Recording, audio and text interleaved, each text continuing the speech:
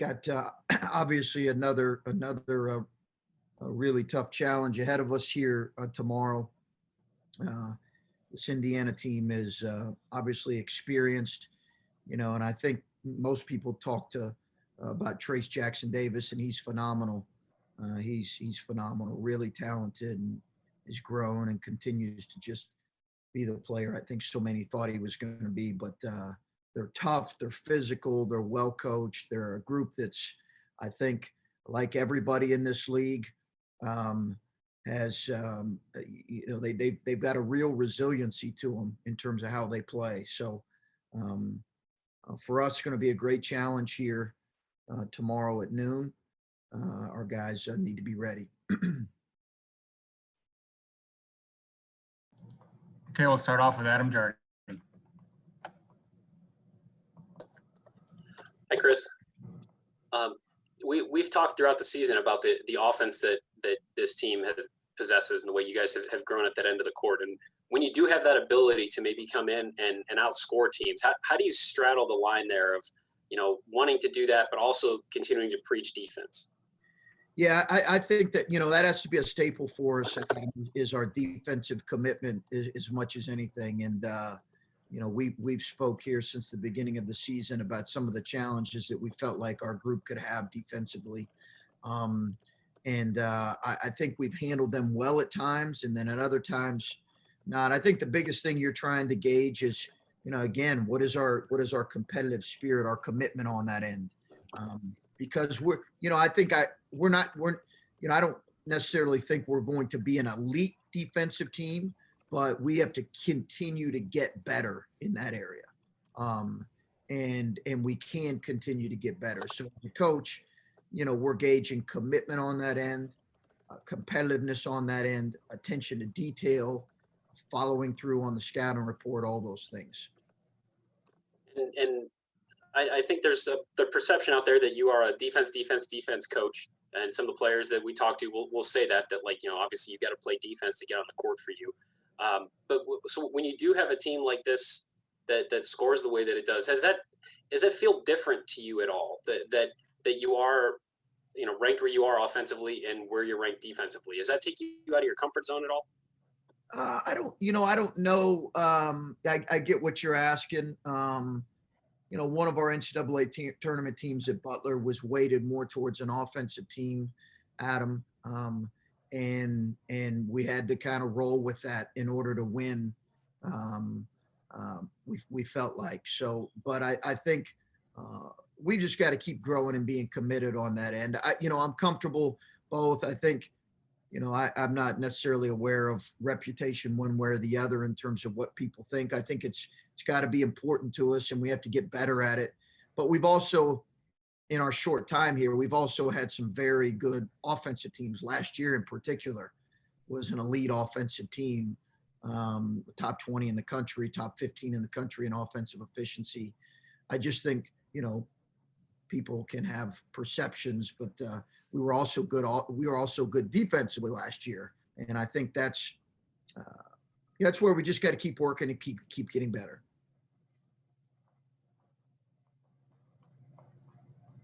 Okay. Hello? Yep. Griffin Strom up next. Okay. Hey, Coach. You mentioned Trace Jackson Davis, obviously. Last year, he had two of his quietest offensive games against you guys. I was wondering why you thought that was, and what are the biggest improvements in his game that you've seen from year one to year two? Caleb was able to defend a lot of interior guys well. I give Caleb a lot of credit. It's going to be a different challenge, a much more of a challenge for us this year. But Caleb's frame, length, size collectively was a real asset for us on bigger guys. And also Trace was young. Trace is a better player now than he was. A very good player last year. He's an even better player now. Much like EJ, you've just seen a guy grow into a sophomore, really good player. And I think, Trace came out, I think maybe as a McDonald's All-American, he came out with a lot of overall accolades, and he's proven himself to be a really effective player. But what makes them really good is is they've got good balance. They've got older guards that have really played well. And then, I love Race Thompson too. I think those guys playing together, Race really gives them a really good balance with Trace. And then is there a specific aspect of his game, Trace Jackson Davis specifically, that you feel like he does that a lot better this year in one aspect or another? Oh, I think he continues to get to the foul line. I just think he impacts the game. He's a terrific shot blocker, elite rebounder, runs the floor really well. I think every area of his game is improved. Okay, next up, Patrick Murphy. Chris, when you watched Indiana throughout the year, a lot of close games, several overtime games, when you have a team that's able to at least keep it close as often as they have against good teams, do you bring that up with your team at all? Do you discuss that this is going to be a tight one, probably down to the wire, maybe extra? Yeah, we'll probably talk about it briefly. Just the fact that's Big Ten basketball in general, right? You have very few kind of breathers, but you're right for sure, Patrick. They've had a lot of close games. I think 4 overtime games, and again, they have a real resiliency to them as a group. I think we do as well. So we expect it to go down to the last couple minutes. I think that's typical of most games, and you're right. That's been the kind of the tone of a lot of their league games. And kind of an oddball question, but I know you're busy with your season, but I also know you keep up with your guys in the NBA and professionally. Jayshawn Tate obviously is a guy that surprised a lot of people, maybe not us because we watched him play here, but how much have you watched him? What have you thought of his game and how he's fit in with the Rockets and kind of just his whole situation down there? Oh, he's been phenomenal. Jayshawn's been phenomenal. And it's been phenomenal to watch. What I've been able to watch, I texted him after a couple of those early games. But as you mentioned, it's not a surprise to those of us that know him, And there's a great article that came out. I shared it with one of you just I think in The Athletic about kind of his career. And not many people knew he almost went to go play football the summer before his senior year. And thank God that didn't happen for him and for us. But he's a special kid. He's really gifted. He really fits today's NBA, but don't take he could have played at a lot of NBAs. He just is that gifted. You combine his giftedness athletically with his will and his competitiveness and his character, and you have a special player. Okay, Steve Hellwagon. Hey, Coach.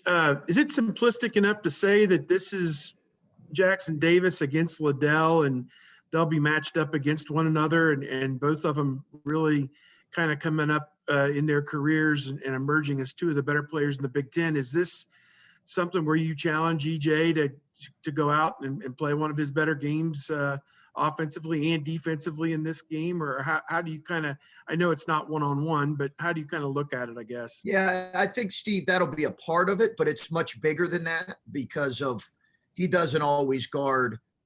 He could guard Kyle to start. So I doubt it's going to be a type of kind of one-on-one matchup, but there'll be a part of it where they'll be matched up, and there'll be a part of it where the effectiveness of either player could carry their team to a victory. So I think that's true, but they have a gifted team around them. They have third and fourth year guards in Durham and Finney and now Franklin.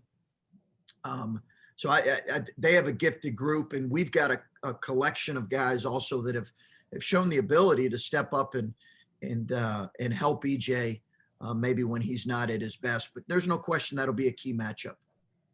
Curious about communication with the Big Ten throughout all this. Obviously, very difficult year. Nebraska now being charted to play 11 games in 24 days to get caught up. Haven't heard a thing yet about Michigan, which also is down 11 games to go in the Big Ten. Just what's your thought? Are you hearing, are they going to try and get them all in? And barring that, if some teams only play 17 or 18 games, is everybody on board to accept that its percentage prevails and that's what it'll be? Or and move on with the conference tournament, or Yes. what are you hearing? No, those are all valid questions. I'll be honest with you, Steve. I've not went down that road yet and tried to get garner information on that. I think if it's something here in the next week or two that relates to us specifically, then I think we may address it then. Yeah, I didn't want to predispose that you were in the race or anything like that, but No, I understand. Yeah, I understand your curiosity about it, and I just haven't had those conversations. I haven't taken the initiative to make those. thanks. Okay, Brendan, next up, Brendan Gulick. Hey, Chris, was wondering how maybe you've been able to use a little bit of these extra days between games to try to get a little bit healthier, because I know that's been a big focal point for you. I realized that maybe the first half of the season, first 2/3 of the season, it felt like it was definitely 2 games a week, and now you've been able to use a few off days here and there. Yeah, we tried to mix it up a little bit, Brendan, with some skill along with practice. So we have tried to mix it up a little bit. We've had some guys out of practice, as I've mentioned a number of times. Guys have not been able to go 3 straight days of practice or workouts leading into a game. They just physically, a couple of them have not been able to do that. Most of them have, but some key guys have not been able to. I know we tend to ask you a lot about Meechie because he's new and he's around and he's obviously making an impact for you. But now that he's been here for a good 6 to 8 weeks, what most impresses you about his willingness to be open to what you guys are trying to teach him, to his new teammates, to his situation, all of that? Yeah, I think he's a great kid. He's a great kid, and he wants to learn. And he also has looked at this in a lot of ways. I think when we came here and said, "How does this best prepare me for next year?" It's not that he can't help our team this year. Clearly, he has. There's no question about that. He's helped our team in a lot of ways, helped our team in games in a lot of ways. But he's also looked at it. Okay, well, how can this best help me and help our team going into his quote unquote full freshman year? I think we have another question on Meechie, Patrick.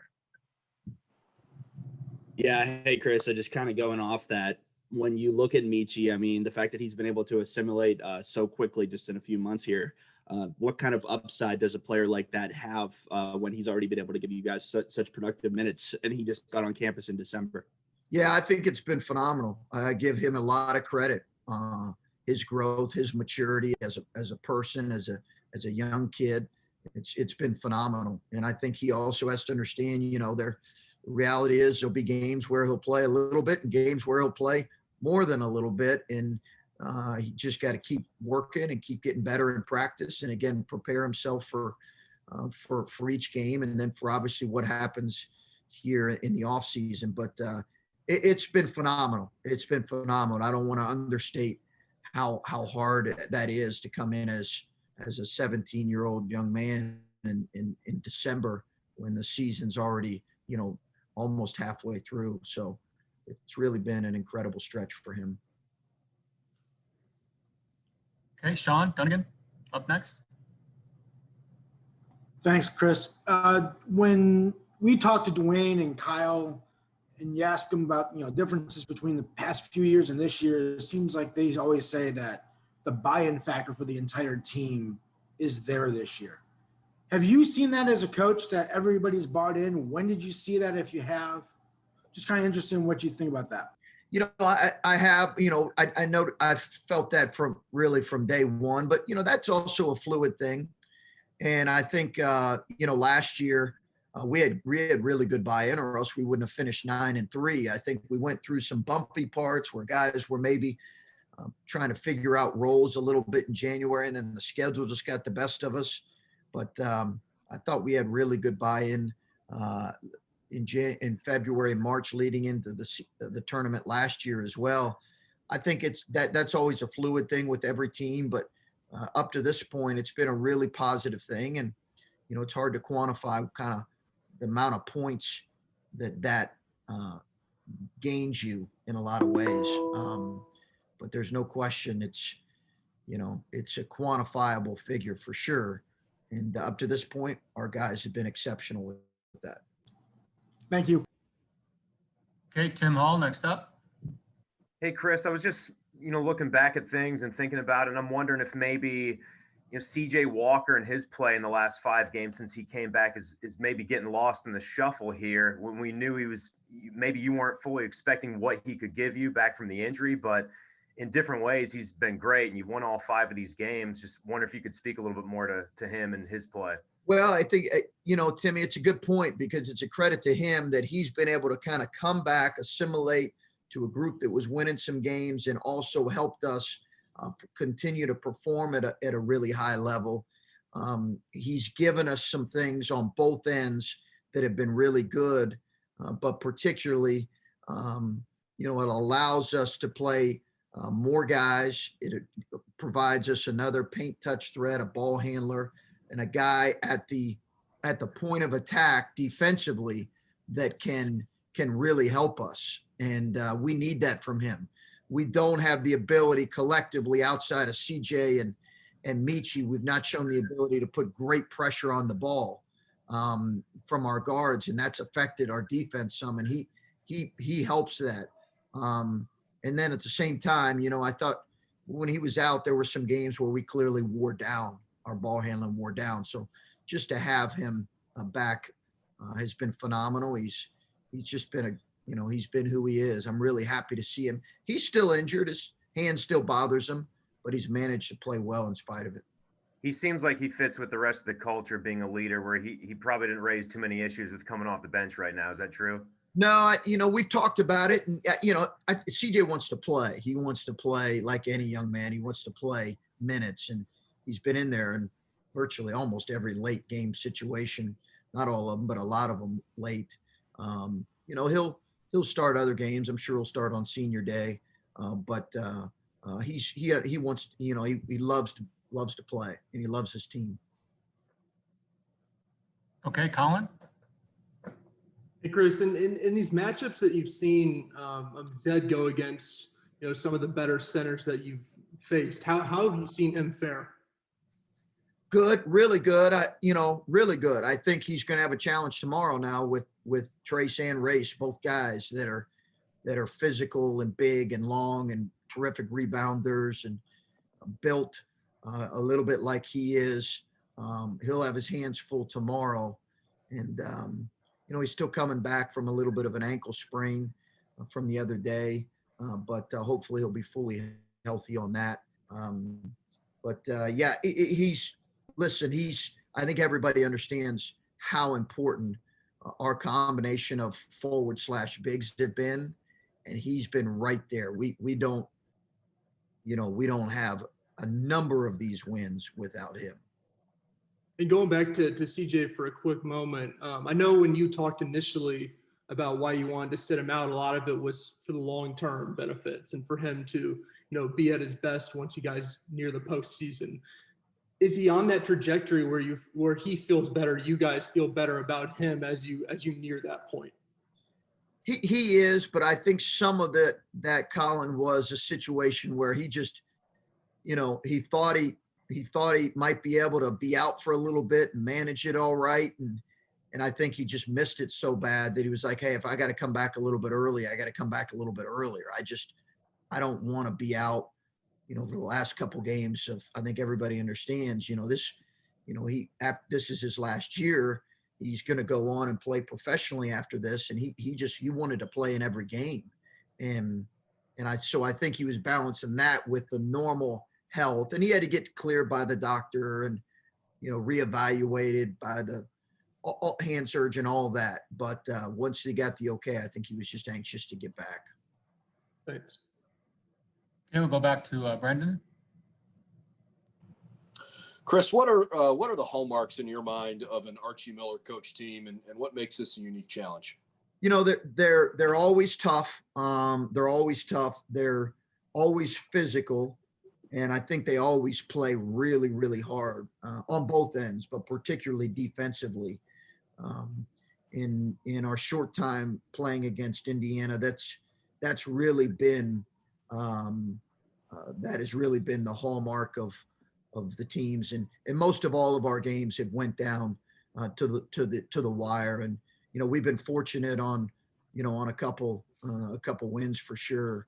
But those are kind of I think the things that I think of. This year's team is good offensively and they're good defensively. And again, they're a veteran group, and you can tell that with the group that's played together a lot, and then a star in Trace. Then as you've kind of watched them progress throughout the course of the year, as you guys advance scout, I know they've won a couple of really tight games, at the end of games, their last couple trips out. Where do you see them getting better that you guys really need to focus on? I think their guard play has really helped them, and Race Thompson kind of coming into his own has really helped them. I think those are the kind of things they got a deep bench. They got a variety of guys that they can go to and that they do play. Hunter made a big shot for him. Hunter made a really big shot for him a couple days ago. So they just got a variety of guys, and they're a talented group. But I think Race and their guard play, Franklin kind of coming into his own. Finney's played really well. It's been, I think, that combination that's allowed him to have some really important wins here of late. Okay, we'll wrap it up with Adam Jardy. There's something I wanted to ask after the Maryland game, but just kind of ran out of time. Don't want to make too much of one game, but Justice had been in a pretty good spell, it seemed like, for a couple of games, and only played 17 minutes, and he didn't score, and it just didn't seem to maybe have it. Was that a matchup thing? Was there anything that he was dealing with in that game? No, nothing dealing with. It was just, wasn't a great game, and I probably could have played him more. That was probably some of me. We just kind of rolled with the combination that was playing well. And I think he's got to play with some more, a little bit higher level motor. He understands that, but wasn't anything specific at all.